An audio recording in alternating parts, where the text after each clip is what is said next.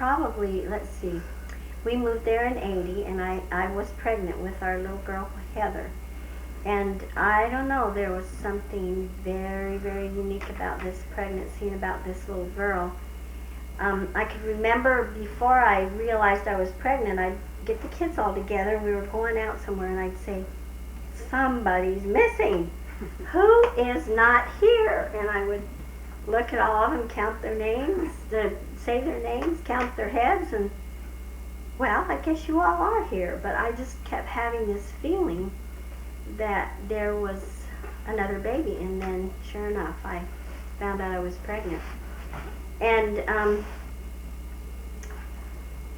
all these things meant something to me. They really did, because Heather was born on February 18th, and she What year?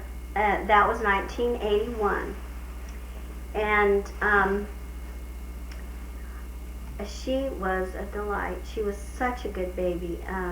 Usually, you know, as you have more children, I think something happens. Either you just kind of chill out a little more and you get a little more familiar with what you do to care for a little one, or some of them are just better than the others when they're tiny. And she was a good one. She was so patient, and she just seemed to absolutely adore her family. And the Christmas after she was born, I'd ordered, I did a lot of catalog ordering that year. I found out a way to cut down my stress. And the kids always had the catalogs open saying, Mom, I want this, this, and this, and this. So I did quite a bit of catalog shopping that year. And when I got my order, I was quite puzzled that a lot of the gifts I had ordered her were not in there, and they said they were back ordered. And I thought, boy, I should pick some duds. I don't know why, these are all back ordered. And then I had one of my really, really good friends, and she's my friend still to this day, kind of one of those lifelong friends you have. She was living in Idaho. Tell us her name. Linda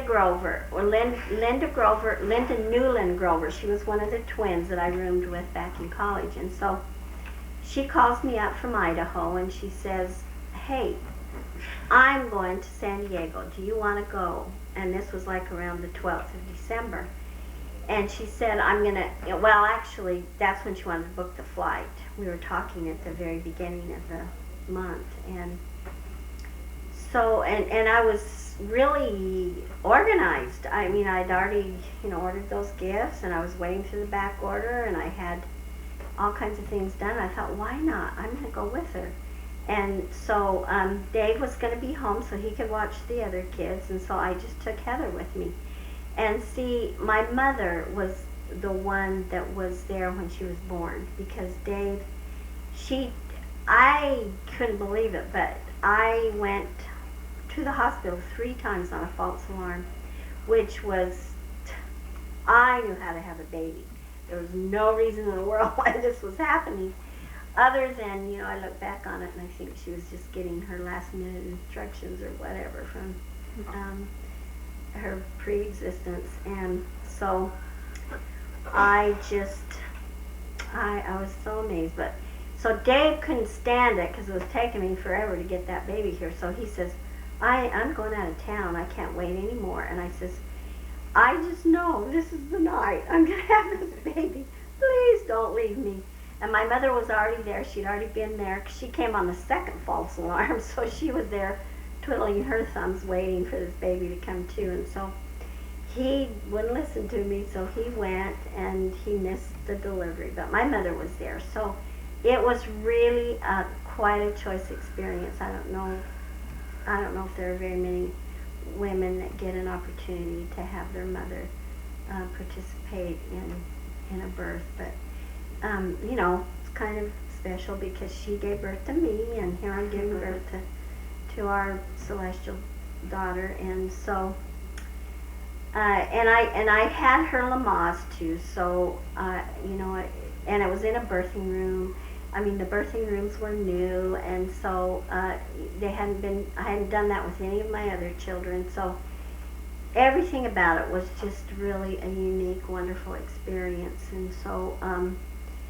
there was just a real special bond I had with this baby. And so she was born on February 18th, and we all just really enjoyed her. Everyone enjoyed her. Nate, he just couldn't get enough of that little baby sister, and he was the next oldest, and he was so cute with her, and he was 2. And so anyway, on December, when we got back from that trip, which we were gone for about a week, and then Dave actually drove out, picked her and I up, and we drove back together because he was delivering some solar panels to my parents. And so it was we got home on the 20th, and we were going to have an elders quorum party at our home the next night. So I had to go do some grocery shopping and get ready for that. And I also had unpacked, did all my ironing, and I can remember my little Heather just sitting at my feet, watching me so busy, you know, going about my duties and never complaining. And I mean, I sometimes I would think, you know, the only time she even requires that I hold her is when it's time to nurse her. And I mean, she's just so good. And so anyway, that night it was pretty hectic at our home. The kids were so excited about Christmas, and we had just gotten home, so they were excited about, you know, having us there. And we had an older car that Dave needed to have some work done on, and he found a mechanic that lived about 20 minutes away, and he said, you know, I want you to go with me, and we need to get this taken care of. And so I said, well, I don't want to. I just brought my groceries in. I want to put them away. The kids are in the hot tub right now. The baby's in the swing. She's, you know, she's good right now, but you know, please let me get the kids to bed and we'll do this. But he was pretty insistent, so I said okay, and so we went. But it was while we were away that the kids, from all their excitement and everything, they had gotten out of the hot tub, and Janessa had gone upstairs to shower, and the rest of them were in the front of the TV glued to it, you know, all the Christmas shows and everything. And the kids, we had a couch that was in front of that sliding glass door. It was a double sliding glass door, and you know, we didn't change that. That was already there, and it was the spa that we put on the other side. And we'd always take Heather in there with us, but one of the kids did not close it all the way, and it was open just enough for her to crawl in there, and she would go into the hot tub with us. I would take her in there and hold her, and she'd splash and play, and she loved the hot tub. It was a kind of a family thing for her as well, and it was there that she slipped into the tub, and she was too little for her to survive that. Plus it was warm water, and they say that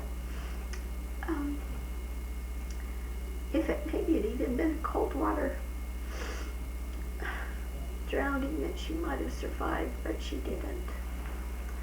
And with all the experiences I'd had with knowing, and I can recall, I didn't mention this, that I was sitting in the mother's room probably about 4 months after she was born, and I told my friend that was nursing her baby sitting there next to me that I said, this baby's absolutely perfect. I wonder how long I'm going to get to keep her. Now, who would ever say anything like that? But I did, and I didn't think anything of it. And I just felt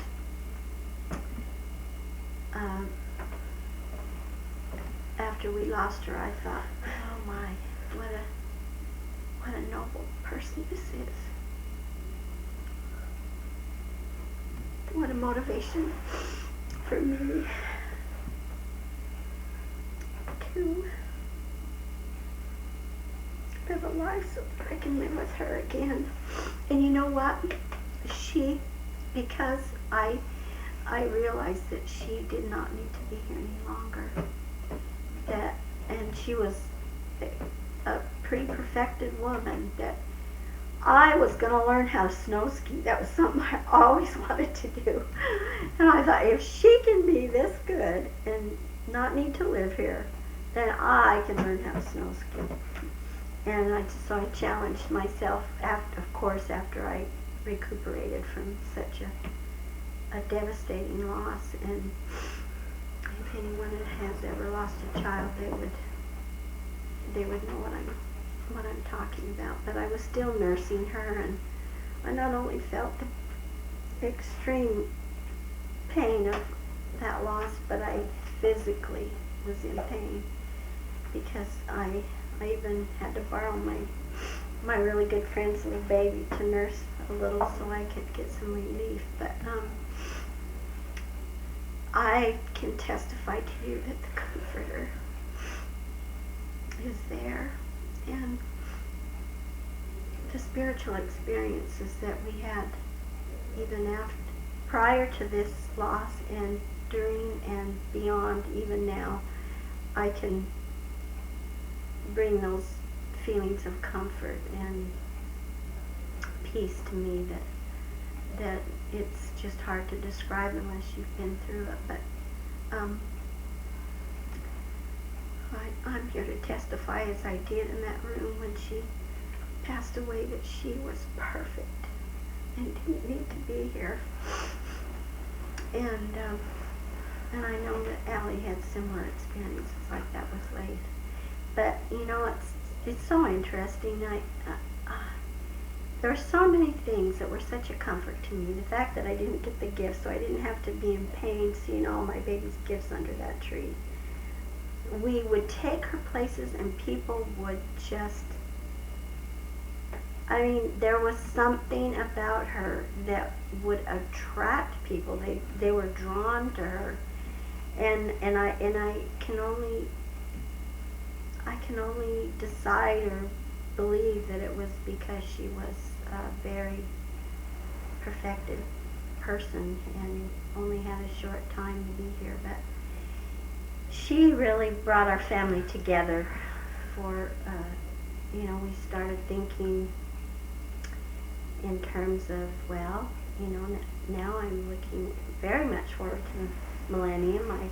I have some children that are a little less, some of their things are missing, like Matt has his small hand, so I'm thinking that the Savior might, if Matt wants him to, he's real fond of his smaller hand, so he may not want to have that restored during the millennium. Who knows? That's his choice. But we've got a number of things that we have to look forward to, and I'll be able to raise Heather during that time, and then one of the first things Jamie wants to do is run and walk, and I think that could happen then too. So the millennium is a time that I'm really looking forward to. And if you look in 3rd Nephi, I think it's chapter 17, when the Savior invited all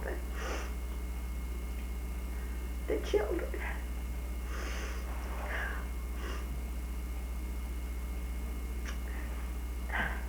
And the lame, the blind.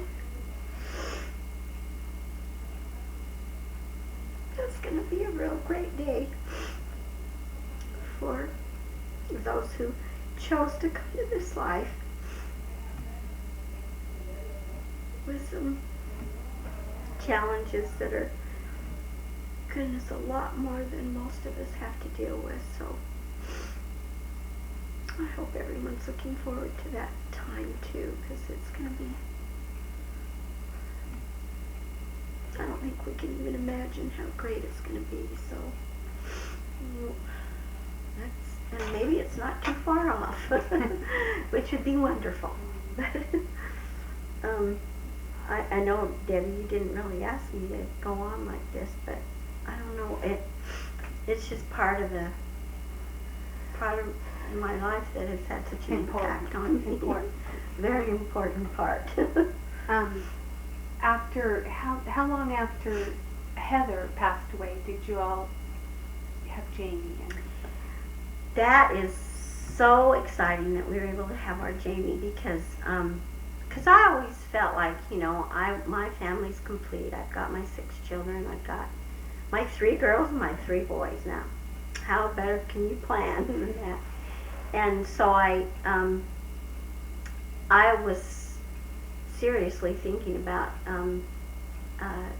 having my tubes tied, and I don't know if this is even appropriate to bring up, but because that's such a personal thing, and I know,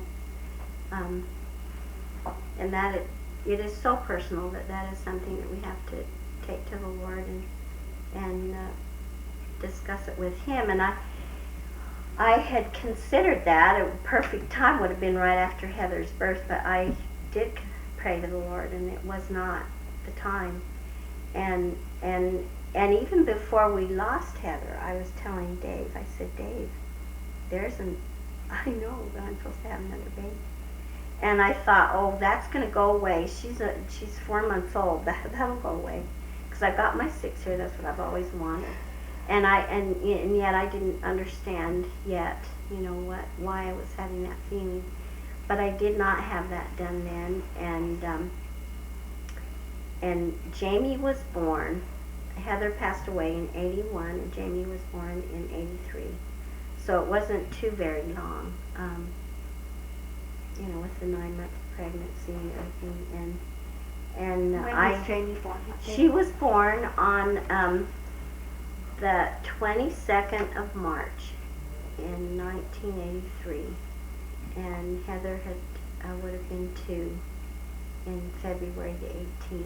So she was born 2 years later.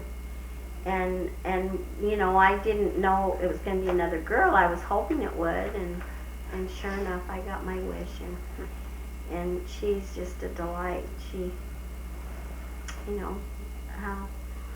I do remember one thing that I told the Lord, though, when we hadn't even gotten Heather to the hospital yet, so we didn't know that she wasn't going to make it. We were still hopeful that they could do some life-saving measures, and she'd rally and be okay. But I remember telling the Lord, I said, I do not care if it is your will that she will make it through this. I do not care whatever I have to do to take care of her. If she's going to be disabled from this, if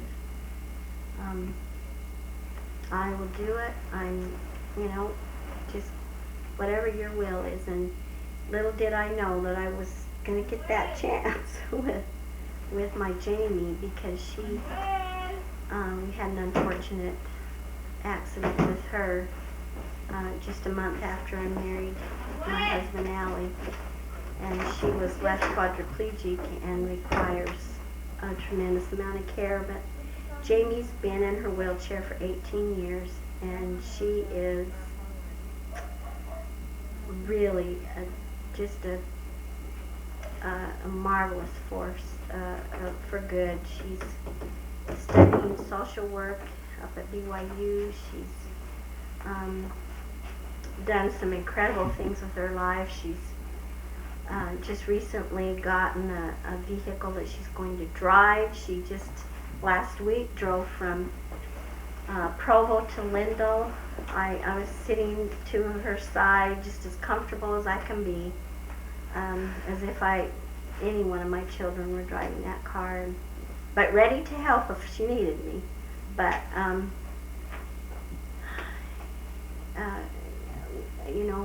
we don't know why some things like this happen, but I feel strongly that it was the Lord's will, and Jamie was willing to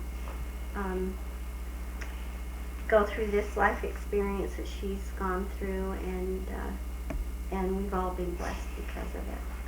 Watching her do as well as she does, and yet I'm the closest to her, and I know what a struggle it is for her at times, and wish she didn't have to go through it, but for whatever reason, I think of the great reward that she's in store for, and it's just going to be a marvelous thing in the Lord's timetable. So, I know I've certainly learned a lot about caring for the disabled, and she and I together have done quite a bit of advocacy for. In the Delta Millard County area, there was a lot of lack of understanding the physically disabled, and I know because of her, there are touch pads in all of the schools in the Delta area, which we campaigned for and worked hard to see happen. She and I sat on the Disability Law Advisory Council for several years as a physically impaired individual that has unique needs with physical disabilities. I helped a lot of families in our area get some of the things they needed from the school district, and worked on the advisory council as the chairperson for the Division of Services for People with Disabilities. So, and we're trying to do a lot up at BYU. There's a lack of awareness at BYU as well, that I think Jamie's making a difference there too. And so I think that's her mission, and I think she'll continue to work hard at that. And she has such a wonderful family, very supportive. All of you have just been extremely supportive, and I know that she's aware of that, and that's a real comfort to her, and I want you to all know that, because she's in kind of a vulnerable spot, but that's what families are for, is to help out with situations like this. But and the great thing that Debbie probably wants to ask me another question: when and where did I meet Dad? You took the words out of my mouth. And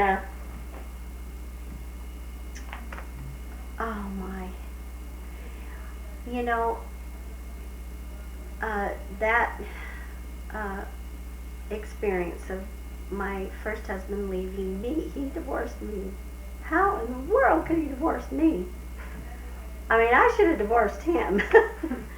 I wasn't programmed to divorce. We know that that's a really hard road to go, but there were a lot of choices that Dave made over the years that kind of took him in that direction, and that's why we're here.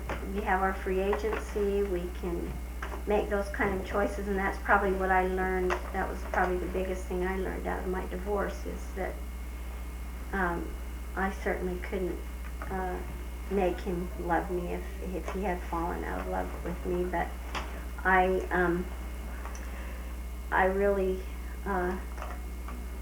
it was quite devastating, but and I know it was really hard on my children, and but you just pick yourselves up, you forge ahead. The Lord knew how my heart was broken, and how I could recuperate and mend from that, and I told myself, I really feel like, and this is what I prayed for, I want to meet a widower, a man that knew how to have a good marriage, or had developed a good marriage, because it's work. Both husband and wife have to work at that always, and that's something I want you to know. Don't ever give up. It's worth it. And so I told Father in Heaven, this is what I want. And I even put myself a little book together I cut out magazine pictures, and little did I know that that's pretty healthy, because I wasn't feeling real healthy then, mentally and spiritually and whatnot. But I put this book together, and one of my favorite movies was Murphy's Romance, and and Sally Field met this widower, and somehow they actually ended up together. It's a really, if you've never seen the movie, rent it. It's a good one. But so I had a picture of James Garner in there. I even had a picture of the kind of ring I wanted, and this isn't exactly like it, but it's good. It's a good one, and I can explain what this means here. This beautiful ring that Allie gave me, and I had a picture of a house that actually had a greenhouse on it. See, you put out there what you want in life, and you're going to get it. If it's good and righteous, and it will help you. And so I didn't know where this widower was going to come from, but my aunt and uncle, they knew Allie Nielson from Lindell, Utah, and my aunt and uncle, my uncle actually worked with Allie because they were bishops together, and then they created one ward. They dissolved the Lindell ward and created another, or well, not another one, but they just had the one ward.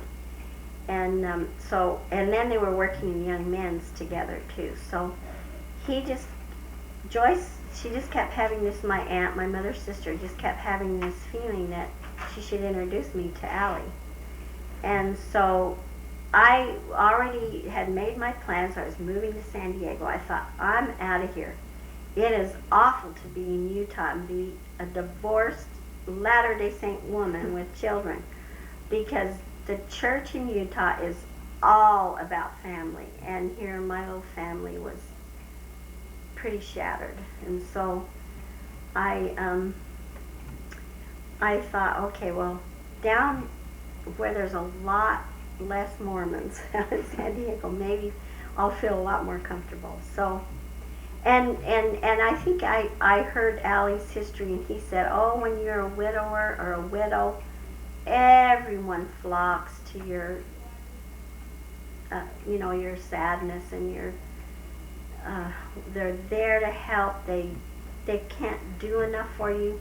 When you are divorced, everybody says, aha, I wonder what she did wrong or what he did wrong, or something's wrong here.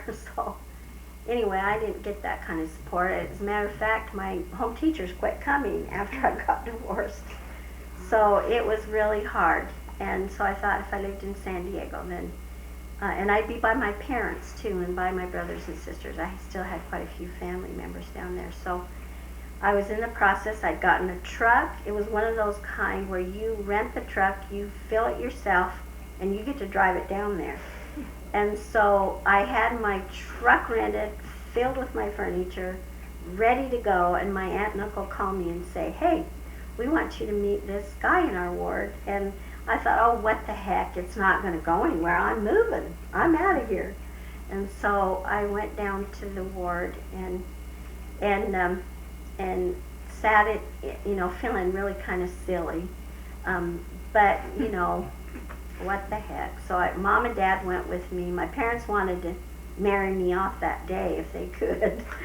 And so we were sitting there, and I can remember it was in June. So let's see, Father's Day is in June.